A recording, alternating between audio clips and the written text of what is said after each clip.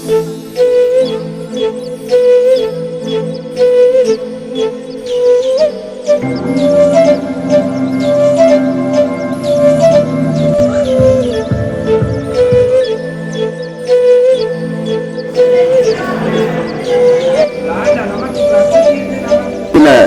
ಆಧುನಿಕ ಯುಗದಲ್ಲಿ ಪ್ರಕೃತಿ ನಾಶದತ್ತ ನಾವು ಮುನ್ನಗ್ಗುವ ಈ ಸಂದರ್ಭದಲ್ಲಿ ಪ್ರಕೃತಿಯನ್ನು ಉಳಿಸುವಂತಹ ಒಂದು ಕೆಲಸವನ್ನು ಮಾಡುವಲ್ಲಿ ಯುವ ಜನತೆಗೆ ಆ ಒಂದು ಜನ ಜಾಗೃತಿಯನ್ನು ಉಂಟು ಮಾಡುವ ನಿಟ್ಟಿನಲ್ಲಿ ಕೇಶವ ರಾಮಕುಂಜ ಮತ್ತು ಶ್ರದ್ಧಾ ರಾಮಕುಂಜ ಇವರು ಪಟ್ಟ ಶ್ರಮ ಬಹಳಷ್ಟು ಶಾಲಾ ಕಾಲೇಜುಗಳಿಗೆ ಹೋಗಿ ಯುವ ಜನತೆಗೆ ಒಂದು ಜಾಗೃತಿಯನ್ನು ಮೂಡಿಸ್ತಾ ಬಂದಿದ್ದಾರೆ.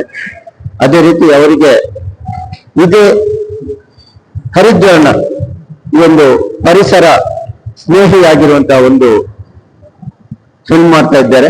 ಇವರಿಗೆ ರಾಷ್ಟ್ರ ಪ್ರಶಸ್ತಿ ಕೂಡ ಈ ಸಂದರ್ಭದಲ್ಲಿ ದೊರೆಯುತ್ತಿದೆ. ಇನ್ನಷ್ಟು ಅವರಿಂದ ಉತ್ತಮ ಸಾಮಾಜಿಕ ಕಾಳಜಿಯ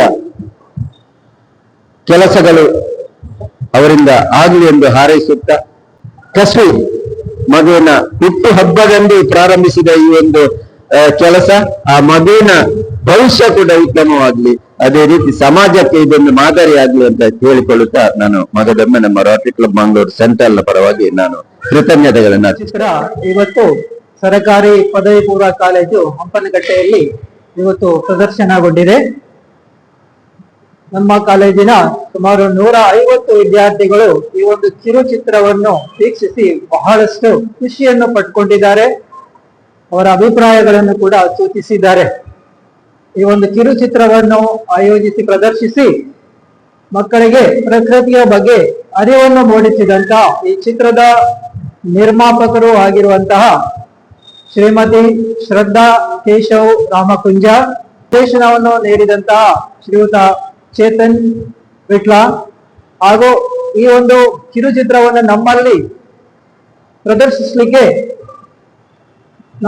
ನಮ್ಮೊಂದಿಗೆ ಸಹಕರಿಸಿದಂತಹ ಮಂಗಳೂರು ಸೆಂಟ್ರಲ್ ರೋಟರಿ ಕ್ಲಬ್ಬಿನ ಅಧ್ಯಕ್ಷರಿಗೆ ಮತ್ತು ಟ್ರೆಜರರಿಗೆ ನಾವು ನಮ್ಮ ಸಂಸ್ಥೆಯ ಪರವಾಗಿ ಮೊದಲಿಗೆ ಕೃತಜ್ಞತೆಗಳನ್ನು ಅರ್ಪಿಸುತ್ತಾ, ಈ ಒಂದು ಕಿರುಚಿತ್ರವನ್ನು ನಾನು ವೀಕ್ಷಿಸಿದೆ.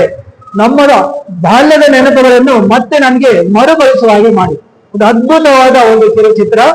ಬಹಳಷ್ಟು ಕಡಿಮೆ ಅವಧಿಯಲ್ಲಿ ನಮ್ಮ ಇಡೀ ಜೀವನದ ನಾಡಿಯನ್ನೇ ಮಿಡಿಸುವಂತಾಗಿದೆ ಈ ಒಂದು ಕಿರುಚಿತ್ರ. ಪ್ರಕೃತಿಯೊಂದಿಗೆ ನಮ್ಮ ಸಂಬಂಧಗಳು ಹೇಗಿರಬೇಕು,